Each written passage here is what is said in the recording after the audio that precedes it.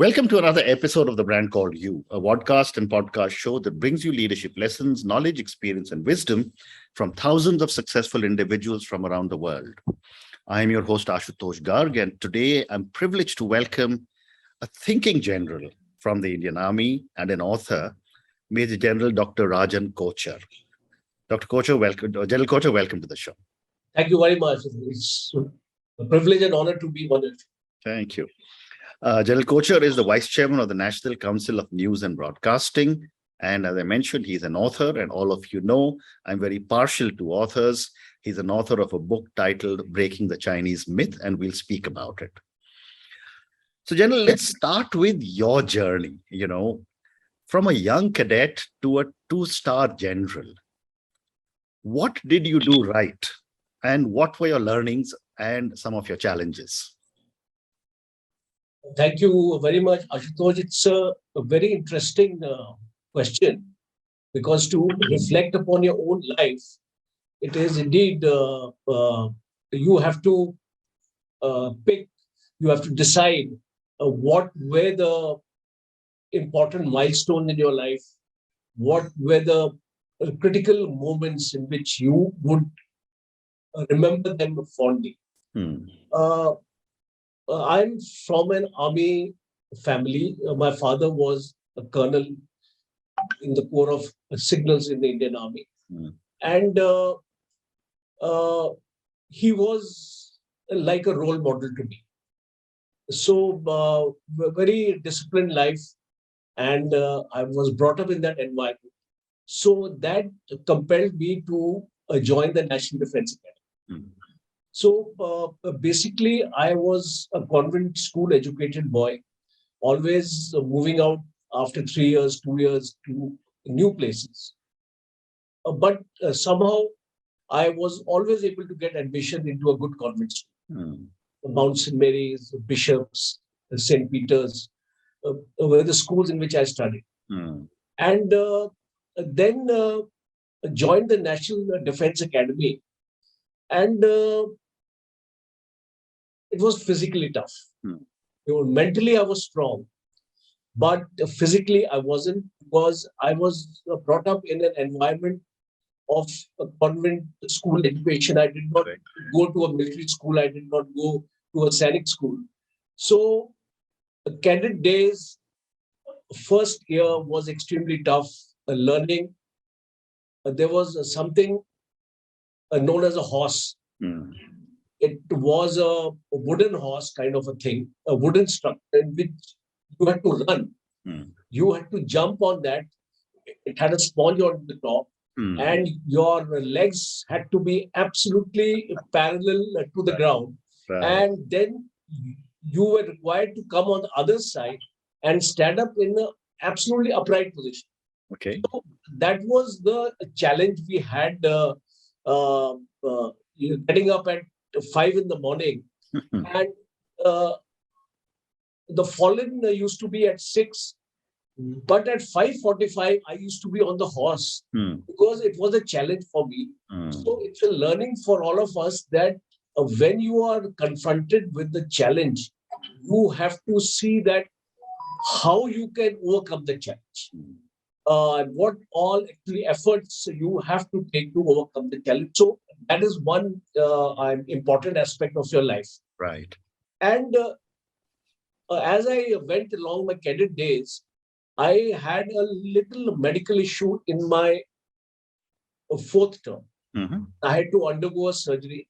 And because of that, I lost one term. So I joined with the 58th NDA. I passed on with the 59th NDA. So it was the first time I was relegated, or, I had a failure in my life. Okay. So, and how to overcome this failure, because you had not been accustomed to a failure prior to this. So this failure, in hindsight, when I look back, I always like to give a learning here that a failure is a feedback, and take it as a feedback only, and ensure that what went into the failure is not repeated. And if you have the passion and if you have the zeal and fortitude, you will be able to achieve success. So that was the next learning in life, that always regard the failure as a feedback and not as a setback. Fantastic. So, and as we moved along, I joined the Army Ordnance Corps. It is the logistic wing of the Indian Armed Forces, which takes care of the ammunition, it takes care of this thing. The challenge which came to me in the course of this was an extremely important one. If you remember, 2017 Doklam. And I was posted in Headquarters Head Command Lucknow. And this is the first time the Chinese made footprints on the Uttarakhand border, on the Joshimath sector, and on the Pithoragarh sector. So the Indian Army was not prepared, because never in the earlier wars the Chinese came there. So my army commander called me and he told me, Rajan, we have to stage forward ammunition. We don't have ammunition dumps. We don't have infrastructure to keep ammunition. You have to make an ammunition plan, and 30 days all you have. So you can imagine, when I went back to my office, I just sat on my chair and for 5 minutes, I took some time to gather the situation. And then I had the statistics with me. We realized that we were almost 40% short of ammunition. Okay. Required ammunition. So now this ammunition had to be staged forward from the rear areas like Pulgaon in Maharashtra, where a central ammunition depot is there, and staged forward to the forward areas of the Pithoragarh sector as well as Joshimath. That was point number one. Secondly, we had to ensure that the deficiencies got made up. A third point, simultaneously, we had to move in defense brick stores to build up ammunition shelters. So it was a three-pronged strategy, which I had the team with me. I had good officers with me. And Ashutosh, let me tell you, at the end of 30 days, on the 29th day, I could walk up to the army commander and I could tell him, sir, the mission is accomplished. Fabulous. So that is the learnings we actually tend to get along as we go along in our lives. Wonderful. And I want to now move to the book. I've got one or two more questions, but I'll come back to them. Let's start talking about your book, General. You know, you're the author of a book titled Breaking the Chinese Myth. And I'm asking all my viewers and listeners to check out General Kochhar's book on Amazon. I've placed an order of a copy. You guys must check it out. So tell me, when did you first become interested in China and what made you write a book? Ashutosh, you'll be surprised at my answer. I retired in 2018 September, and I wrote this book sometime in 2020, 2021, you can say, after 2 years or so. One day, I was traveling in a cab, and I happened to strike a conversation with the driver. So I asked the driver, because the Chinese conflict was on that time, and China had intruded into our areas or into the disputed areas, as they call it. So I asked him, कि तुमको क्या लगता है इसके बारे में, China के बारे में? What do you feel about it? He told me, sir, China से कौन मुकाबला कर सकता है? China is a very powerful army. China is so strong. 1962 हमको याद है साहब, हमारा क्या हाल हुआ था 1962 में.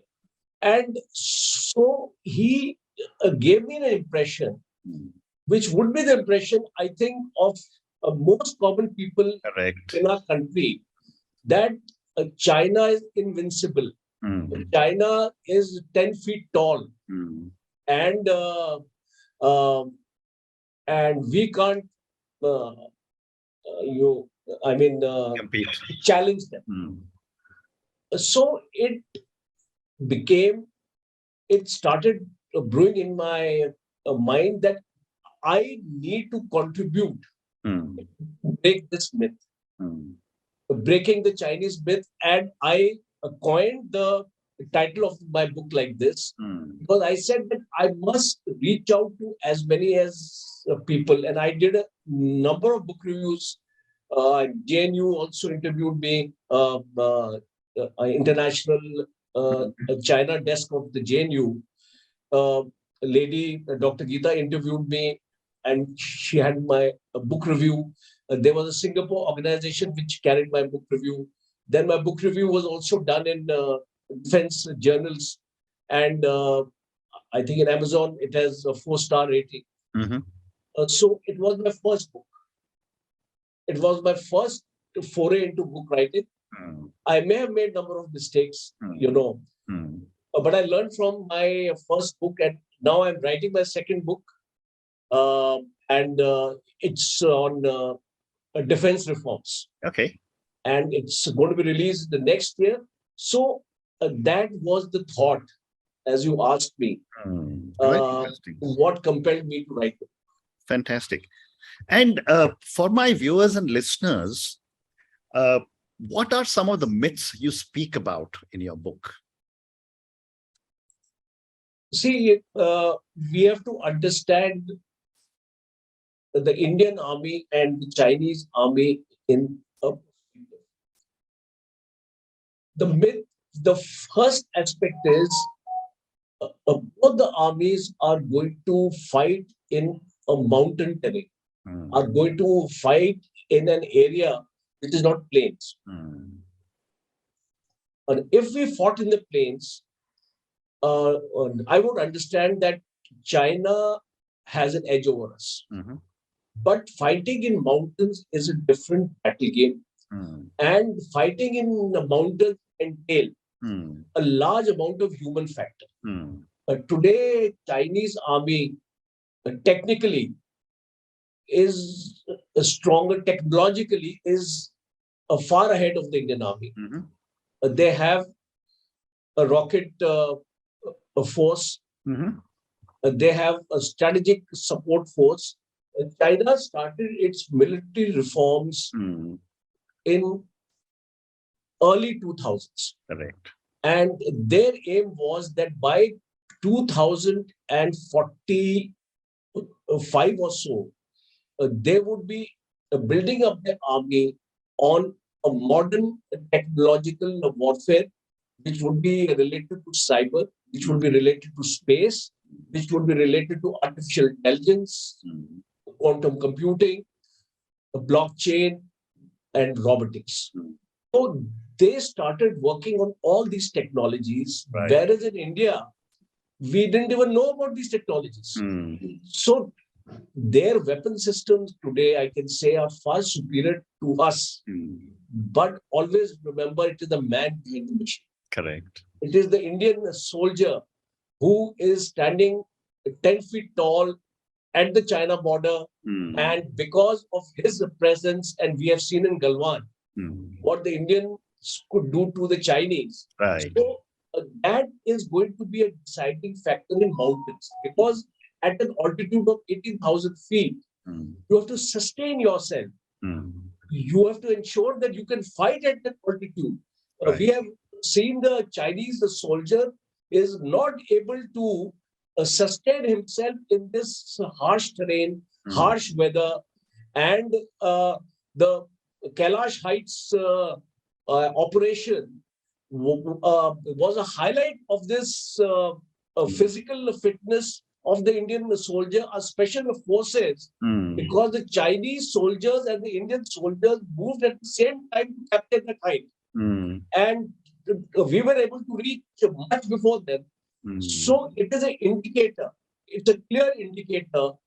And today also, I believe I read in the newspaper that in a Chinese parliamentary committee meeting, a video of the Galwan was shown. Correct. Yeah.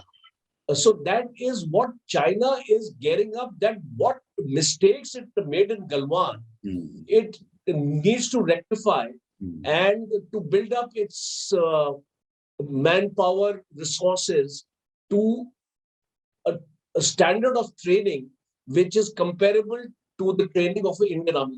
Well said. Well said. And how important is the whole factor that China has had a one-child policy, and all the children that are there in the army are single children of their parents, and therefore they have been brought up in, as you mentioned in a little while ago, in a public school environment where they have not been taught how to go on the wooden horse. Absolutely correct. See, China realized its mistake now, and now it has debunked its one China policy, because they realize that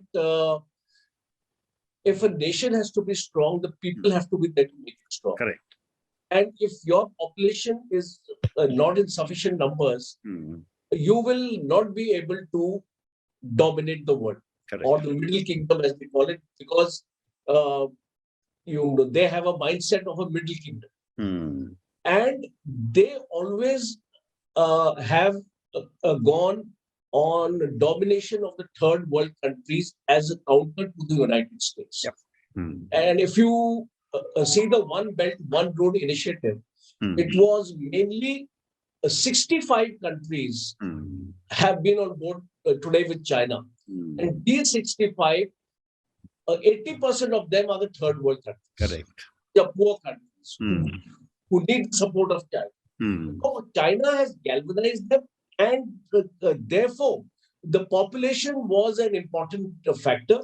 And in the armed forces, if you have only one child in the family, and if you lose that child, you can understand the impact, the psychological impact on the parents, and that the soldier also knows that if I die, there is nobody to look after my parents. It's absolutely not like the Indian army takes care of its men.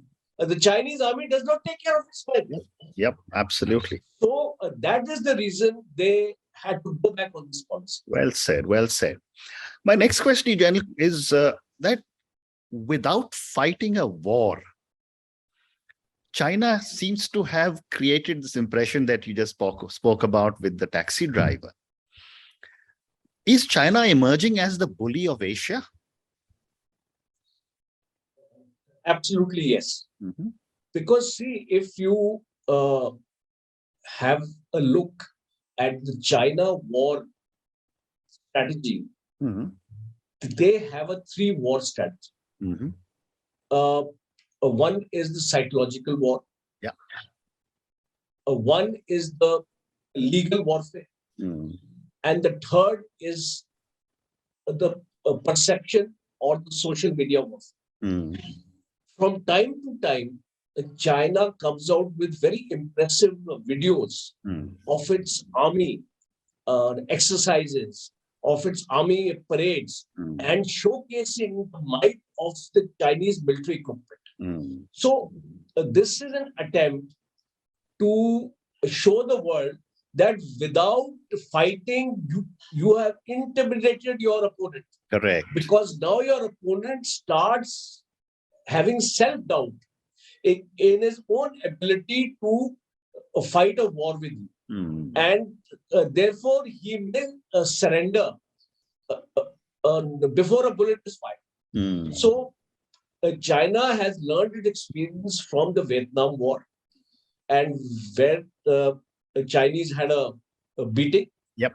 Then in 1967 also, the skirmish which took place in Nathula was another example that how the Chinese army was vanquished. So it developed a philosophy that it is better to fight a war without firing a weapon. And these 3 wings of the Chinese army, if you look at the organization of the Chinese army, you will find that there is a formal department of psychological warfare. Okay. There is a formal department of legal warfare. Recently, China came out with the border laws. So it was an attempt to legitimize what it has already intruded into the disputed territories. Because now, as per law or as per the Chinese law, China can say that these border areas are mine. So they have undermined or any kind of agreement which India would like to have now, saying that you go back, because China is not going to go back, let me tell you, because it has occupied and now it legally says that this is my territory. So the legal warfare aspect of the Chinese is in front of us. So the messaging we get from China from time to time is based on psychological warfare, is based on social media warfare. And what China is doing in the South China Sea is also trying to legalize its occupation of the islands, Spratly Islands, where the missile bases have been established in the South China Sea. Today, it has a total dominance of the South China Sea. Fascinating. I'd like to now move, Jan Kochhar, to President Xi Jinping, who, as we speak, is going through the next 5-6 days of the Communist Party of China, work 7-day meeting for his third term. How is President Xi different from his predecessors? And what do you think he wants to achieve? See, his predecessors did not synergize the military might and the economic might of the nation. They focused on the military might and they neglected the economic might.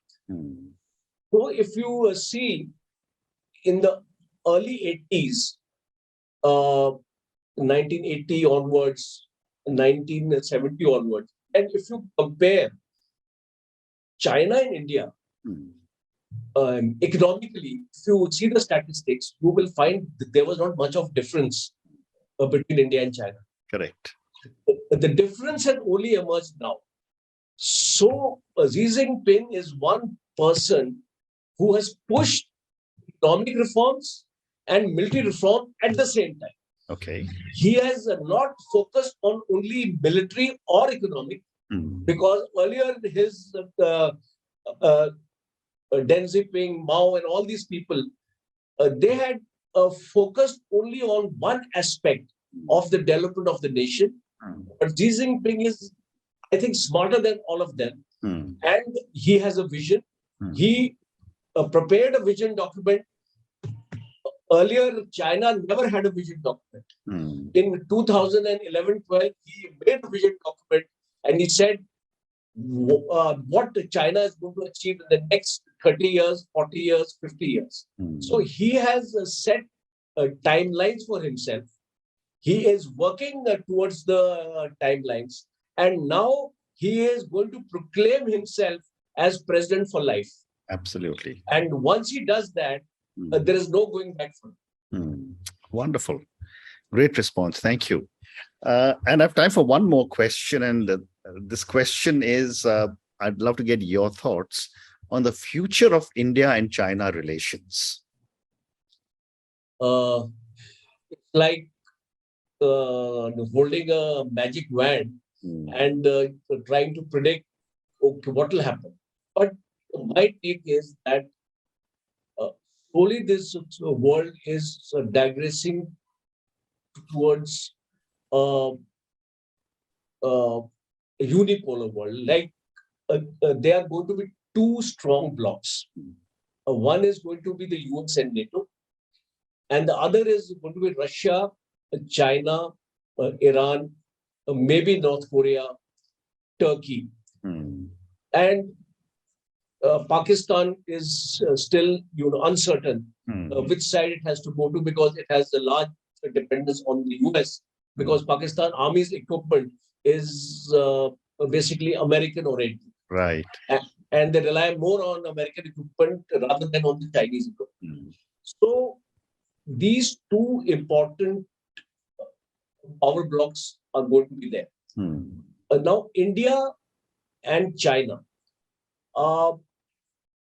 India is not going to align itself to either of these two power blocks. Right. It will do business with Russia. It will do business with the United States, looking at its national interests. With regard to China, I don't foresee a war. That is one.